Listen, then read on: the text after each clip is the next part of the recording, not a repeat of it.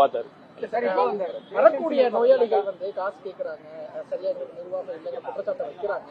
நம்ம அதை எப்படி சரி பண்ண போறோம்? என்ன முதலமைச்சர் வராதுன்னு சொல்லிட்டு எல்லாமே அவசர அவசரமா செய்யறாங்க. அமைச்சர் வராது அப்படின்னு திமுக எல்லாம் நோயாளி இல்ல, இப்ப குழந்தை பிறக்கிறப்ப இந்த குழந்தையை காட்டுறதுக்கு அப்படி பணம் வாங்குற குற்றச்சாட்டு இருக்கானா இருக்கு, ஒத்துக்கிட்டு தான் ஆகணும்.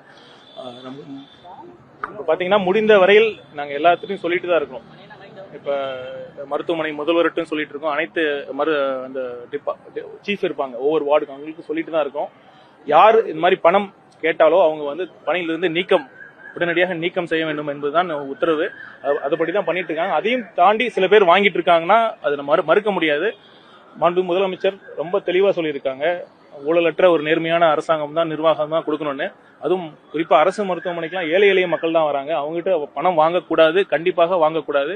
பொதுமக்கள் இதை மூலமா திரும்பவும் சொல்றேன், 104 104 என்ற எண்ணுக்கு மருத்துவமனையில எந்த மருத்துவமனையாக இருந்தாலும் சரி, எந்த ஒரு ஊழியர்கள் பணம் கேட்டாலோ வற்புறுத்தினாலோ தயவு செய்து இந்த மாதிரி கம்ப்ளைண்ட் பண்ணுங்க, உடனடியாக அதுக்கு தக்க நடவடிக்கை எடுக்கப்படும் என்று உறுதியாக தெரிவித்துக் கொள்கிறேன்.